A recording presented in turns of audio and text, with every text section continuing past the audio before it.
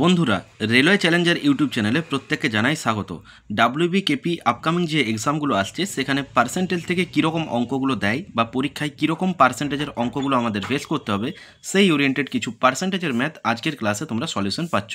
দেখো আজকের প্রথম প্রশ্ন, দেখো একটা পরীক্ষায় 30% ছাত্র যারা অঙ্কে ফেল করে, 20% ছাত্র ইংরেজিতে ফেল করে এবং 15% যারা নাকি উভয় বিষয়ে ফেল করে, তাহলে পাসের শতকরা হার কত? ফার্স্ট অফ অল দেখো আমরা এই অঙ্কগুলোকে এক্সামে কিভাবে সলভ করতে পারি।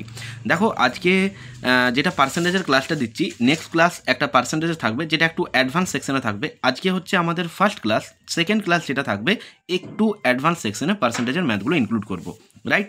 চলো তাহলে দেখো 30% ছাত্র যারা বলছে অঙ্কে ফেল করে, তাহলে দেখো 30% ছাত্র এরা বলছে নাকি অঙ্কে ফেল করছে। আমরা কোনো ভেন ডায়াগ্রামে যাব না, ঠিক আছে? আমরা ভেন ডায়াগ্রামে সলভ করব না। 20% ইংরেজিতে ফেল করে, 20% ছাত্র বলছে ইংরেজিতে ফেল করে, ব্যাস ঠিক আছে লিখলাম। আর 15% উভয় বিষয়ে ফেল করে। এবার তুমি বলো তো, এই ইংরেজি আর অঙ্ক মিলে বলবে 50% স্টুডেন্ট এমন রয়েছে যারা এই দুটোতেই কিন্তু ফেল করছে। আবার কোশ্চেনে বলছে 15% নাকি উভয় বিষয়ে ফেল করে। তাহলে তুমি যদি এখান থেকে 15% বাদ দাও তাহলে এখান থেকে থাকবে কত? বলবে 35%।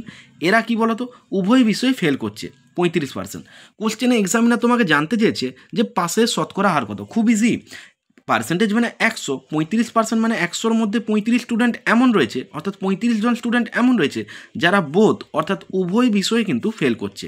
তাহলে জাস্ট তুমি 100 থেকে 35 বিয়োগ করো আর বলবে 65% স্টুডেন্ট এমন রয়েছে যারা বোথ বিষয়ে পাস করছে। বুঝতে পারলে? তাহলে জাস্ট দুটো ডাটাকে অ্যাড করবে আর উভয়টা তার থেকে বিয়োগ করবে। যেহেতু পার্সেন্টেজ 100 থেকে সেটা বিয়োগ করলে ডাইরেক্ট পাসের শতকরা হার পাবে। বোঝা গেছে?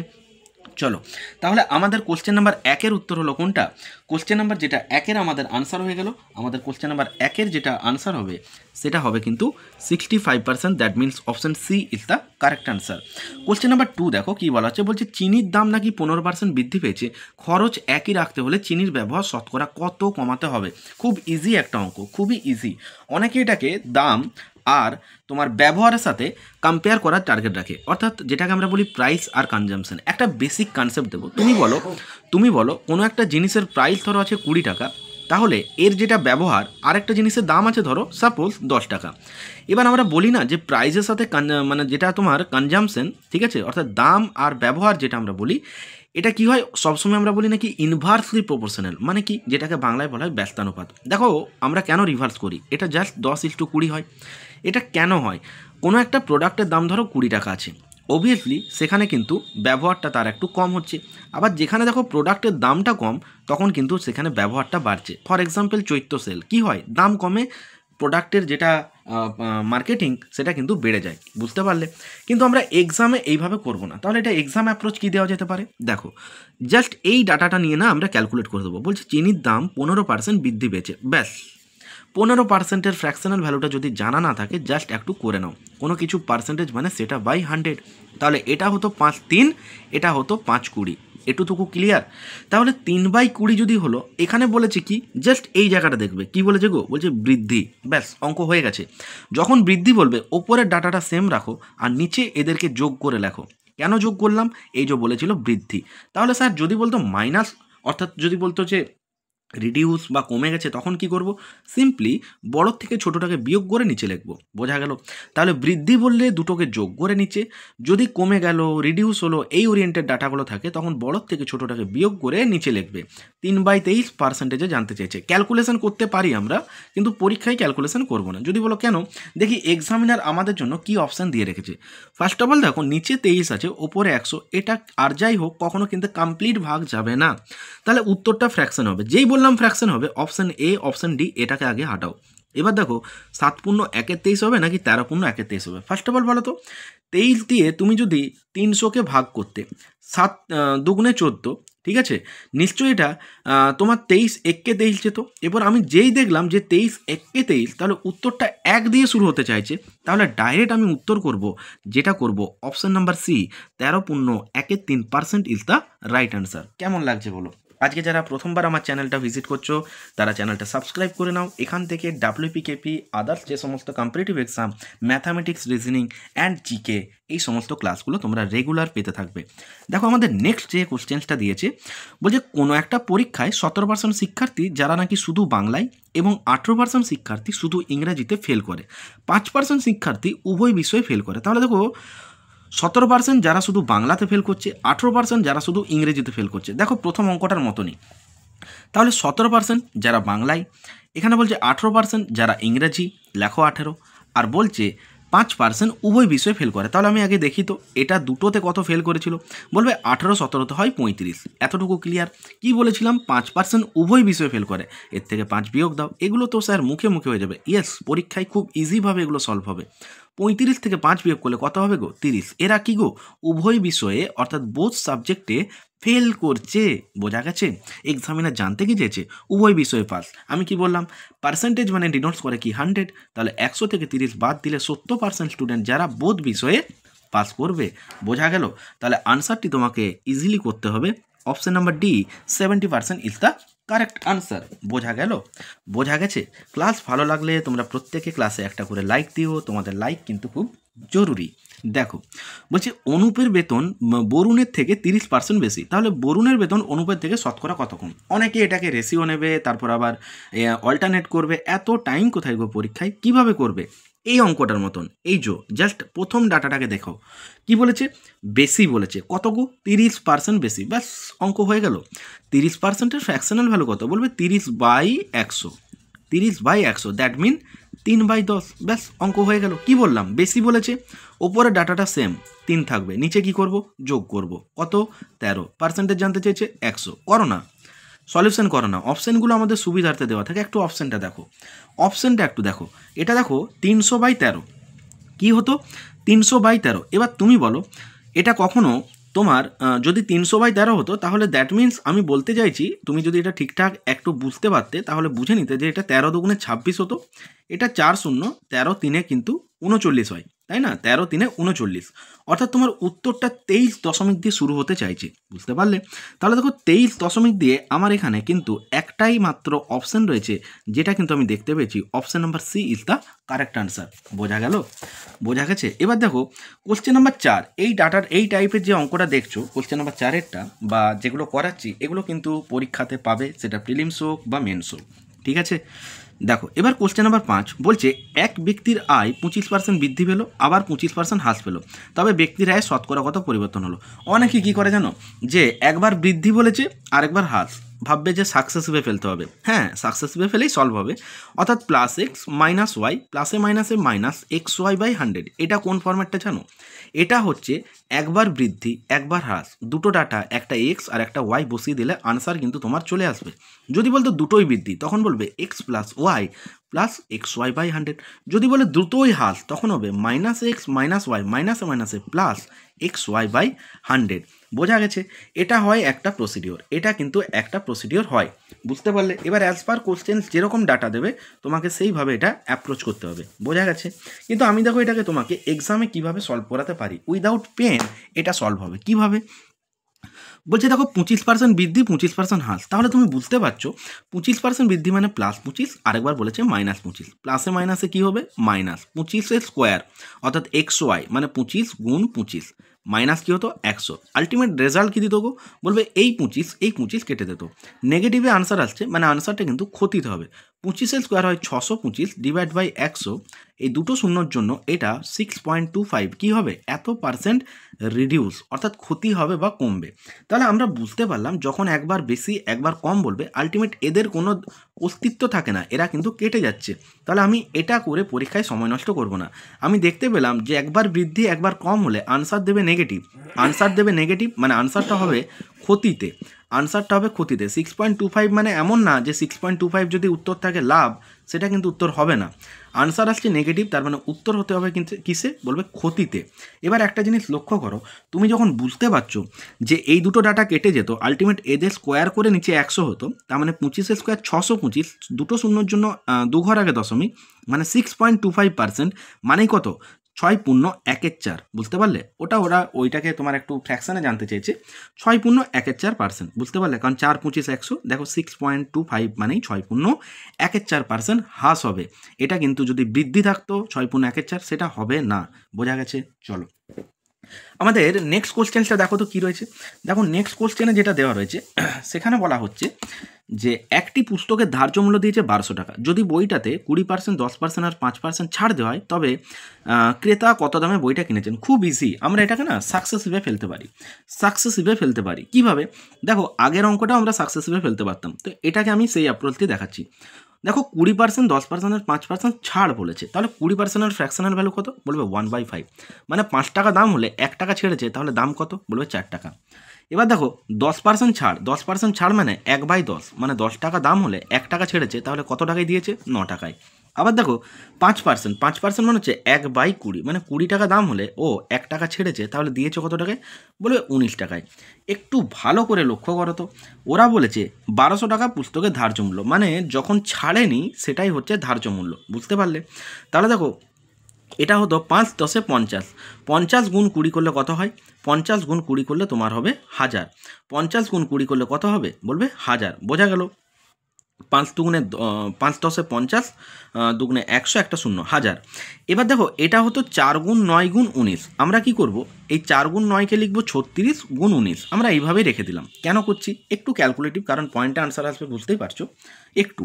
তো ওরা বলেছে পুস্তকটার ধার্য মূল্য 1200 টাকা। আমি দেখছি আমার যেটা আসছে 1000 টাকা, এক্সামিনার এটাকেই বলছে না না না, এটা তোমরা করো 1200 টাকা। ঠিক আছে, আপনার সাথে ইকুয়াল করে দিলাম।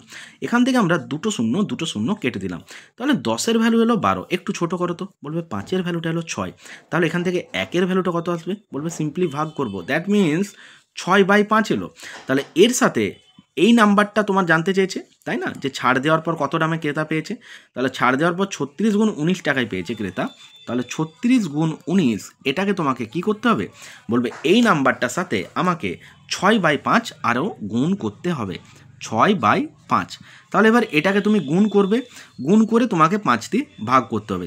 দেখো 36 গুণ 19 এটাকে তোমাকে এবার গুণ করতে হবে। বুঝতে পারলে? আমার এখানে বোর্ডে জায়গা নেই, আমি তাই এগেন আরেকবার এটাকে লিখে করে দিচ্ছি।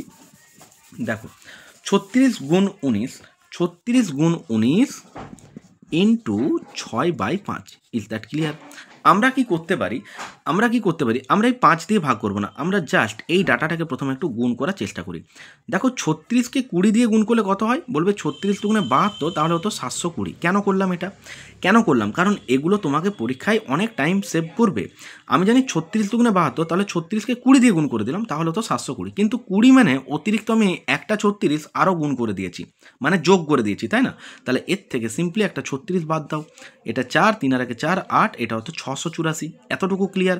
এবার দেখো এর সাথে তোমার 6 গুণ হতো, তাহলে এটা হতো 6 4 24। ইউনিট ডিজিট কত হতো? ইউনিট ডিজিট তোমার কাছে হতো 6 4 24-এর 4। আমি কিন্তু আর ক্যালকুলেশনটা করতে চাইছি না যে এটা গুণ করে কত হচ্ছে। কেন বলো তো? এটা গুণ করার পর একটা এখানে ধরো কোনো একটা নাম্বার আসতো, কিন্তু আমি ইউনিট ডিজিট নিয়ে করব, কারণ আমার চোখ গেছিলো অপশানের দিকে।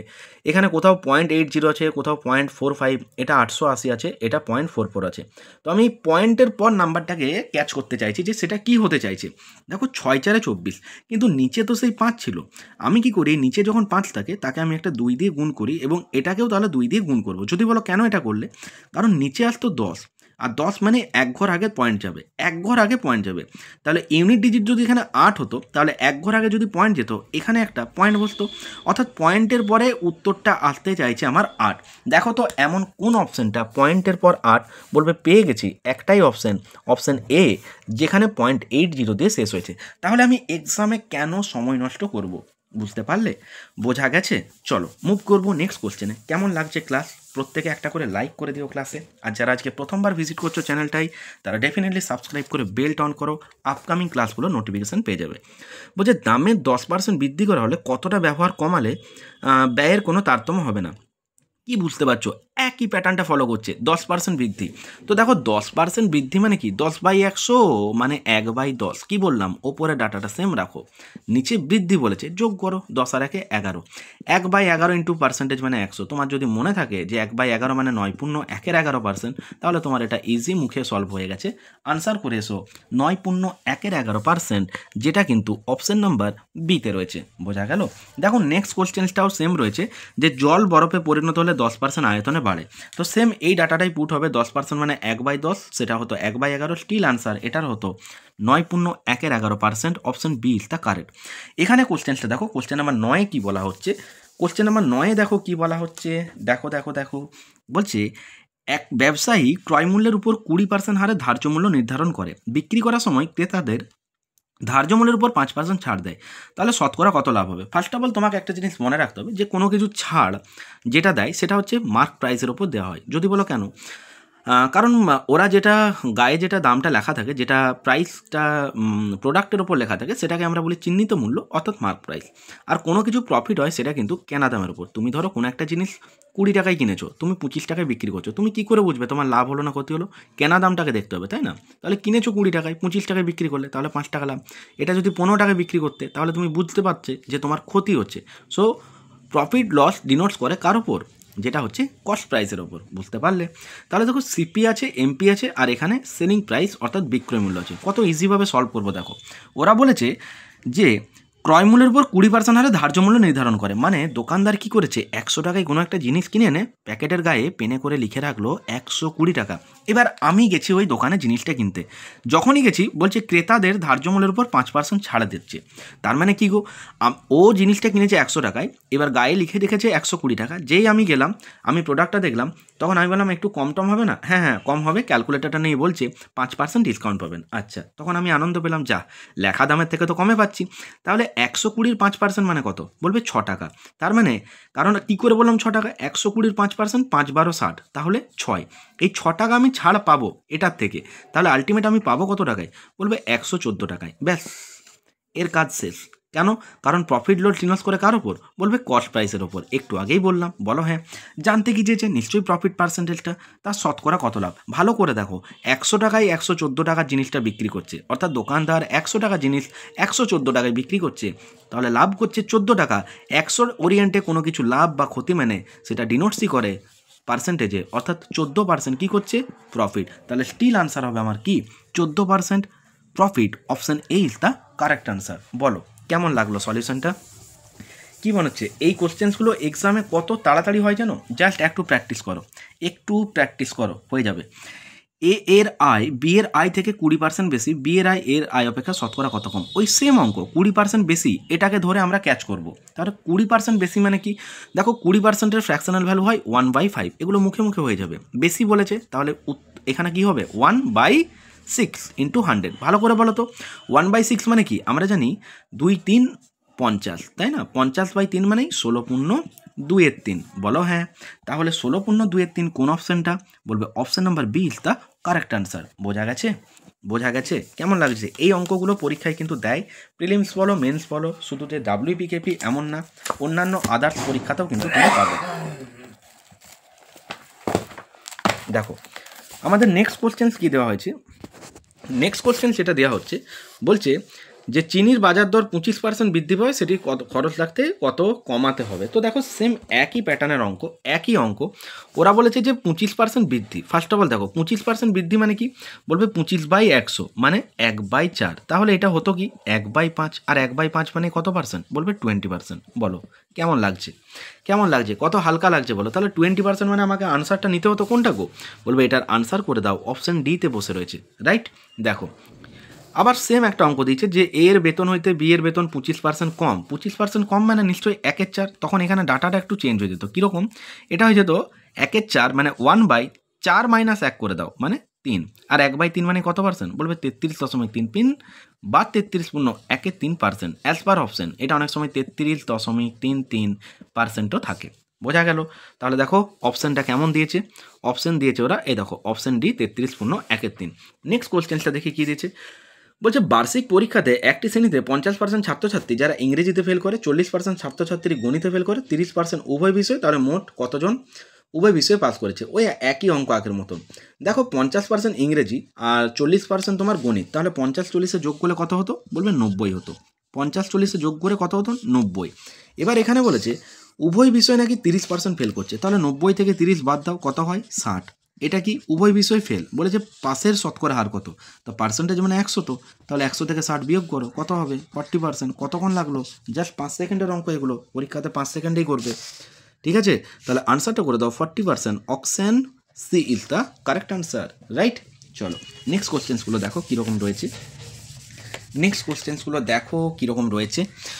বলছে বার্ষিক পরীক্ষায় 80% ছাত্রছাত্রী যারা ইংরেজিতে পাস করে, 45% গণিতে, 75% উভয়ে, যদি 40% ছাত্রছাত্রী উভয় বিষয়ে ফেল করে, তাহলে ওই শ্রেণীতে মোট ছাত্রছাত্রীর সংখ্যা কত? ফার্স্ট অফ অল আমরা আগে এত দূর পর্যন্ত কমপ্লিট করব আগের অঙ্কটার মতো।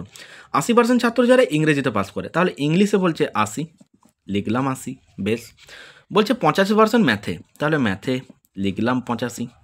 এখানে বলছে আর 40% আর তোমার 75% ছাত্রছাত্রী উভয় বিষয়ে পাস করে, তাহলে দেখো 80 আর 85-তে যোগ করে কত হতো? বলবে 80 আর 85 যোগ করে হয় 165। এরা বলেছে যে 75% ছাত্রছাত্রী যারা কিন্তু উভয় বিষয়ে পাস করছে, তাহলে এর থেকে তোমাকে 75টা বিয়োগ দিতে হবে, কত হতো গো? নিশ্চয়ই 90 হতো। এবার পার্সেন্টেজ মানে কি ডিনোট করছে? 90% ছাত্র এমন রয়েছে যারা কিন্তু উভয় বিষয়ে ফেল করছে, তাহলে পাস কত করছে? বলবো 100 - 90, তাহলে কত? 100 - 90 করলে আমি কি পাবো? 100 - 90 করলে কি পাবো? বলবে কত পার্সেন্ট পাস করছে সেটা পাবো, দ্যাট মিনস 10%। এতটুকু ক্লিয়ার, এরা উভয় বিষয়ে পাস করছে, বুঝতে পারলে? কোশ্চেনে দেখো বলেছে 40 জন ছাত্রছাত্রী উভয় বিষয়ে ফেল করে। 40 জন ছাত্রছাত্রী উভয় বিষয় ফেল করে। একটু এই জায়গাটা ভালো করে লক্ষ্য করো, এই জায়গাটা একটু ভালো করে লক্ষ্য করো। আমরা এই জায়গাটা ডাটাটা যেটা দেখলাম যে 40 জন ছাত্রছাত্রী উভয় বিষয় ফেল করছে, তাহলে দরকার আমার কি? ফেলের। তাহলে দেখো এরা পাস করেছিল, এরা টোটাল পাস করেছিল, এখান থেকে উভয় এটা পাস করেছিল, তাহলে 90% ছাত্র যারা কিন্তু উভয় বিষয়ে পাস করছে, তাহলে ফেল কত করছে? 100 - 90 মানে কত? 10। 100 - 90, 10 যারা উভয় বিষয়ে ফেল করছে। কোশ্চেনে বলছে না, এটা নাকি কতজন দিয়েছে? 40 জন উভয় বিষয়ে ফেল করে, তাহলে যেটা আমার পার্সেন্টেজে 10%, ওরা এটাকে সংখ্যাতে বলছে 40 জন। তাহলে জানতে কি চেয়েছে? তাহলে ওই শ্রেণীতে মোট ছাত্রছাত্রীর সংখ্যা কত? পার্সেন্টেজের অঙ্ক করছি, আমরা জানি 100% মানে ফুলফিল, তাহলে এখানে একটা শূন্য বসাতে হবে, তাহলে এখানেও একটা শূন্য বসাতে হবে, দ্যাট মিনস 400 জন, মানে কি? জাস্ট 10 গুণ, বুঝতে পারলে? তাহলে উত্তর করে দাও 400, যেটা দেখো তোমার অপশন নাম্বার বিতে রয়েছে। ক্লিয়ার হয়েছে? দেখো কোশ্চেন নাম্বার 15 অঙ্কটা কি বলছে? বলছে এক ব্যক্তির বেতন 5000 টাকা, পরপর 3 বছর যথাক্রমে 5%, 10%, 20% হারে বৃদ্ধি পেল, তাহলে 3 বছর শেষে তার বেতন কত হবে? অঙ্কটা যদি বলি উইদাউট পেন করতে, এনিওয়ান সলভ করতে পারবে? পেন ছাড়া এনিওয়ান সলভ করতে পারবে? এখানে তাহলে পেন ছাড়া করতে গেলে কোন অ্যাপ্রোচটা দরকার যেটা আমি উইদাউট পেন করতে পারবো? ইয়েস, সেটা আমি এক্সাম অ্যাপ্রোচটা দিচ্ছি, বাট আগে একটু বেসিকটা দেখে রাখো। বলেছে 5%, 10% আর 20% হারে বৃদ্ধি পাচ্ছে। দেখো 5% মানে হচ্ছে কত? 1/20, তাহলে 1/20 মানে 1/20 মানে কি? 20 থাকলে 1 বেড়ে গেছে, অর্থাৎ 21, বুঝতে পারলে? এখানে দেখো বলেছে 10%, 10% মানে হচ্ছে 1/10, তার মানে 10 থাকলে 1 বেড়ে যাবে, অর্থাৎ 11 হবে। এখানে বলছে 20% বৃদ্ধি, 20% মানে হচ্ছে 1/5, মানে 5 থাকলে 6 বৃদ্ধি পাবে। আলটিমেট আমাকে এদেরকে গুণ করতে হবে, অর্থাৎ 20 আর 10-এ 200, 200 5-এ কত? 1000। আর এখানে তোমার এটা হতো 11কে 21 দিয়ে গুণ, মানে হচ্ছে তোমার 2 আর 1, তার যোগফলটা মাসে 3 × 6। কোশ্চেনে দেখো বলেছে ওর বেতন নাকি 5000, তাহলে যেটা 1000 সেটাকে ওরা বলেছে 5000, যেটা 1000 সেটাকে ওরা বলছে 5000, তার মানে জাস্ট এর 5 গুণ করলে এই ডাটাটা পাবো। ওরা জানতে চেয়েছিল 3 বছর শেষে তার বেতন কত হবে, অর্থাৎ বৃদ্ধিপ্রাপ্ত বেতনটা জানতে চেয়েছে।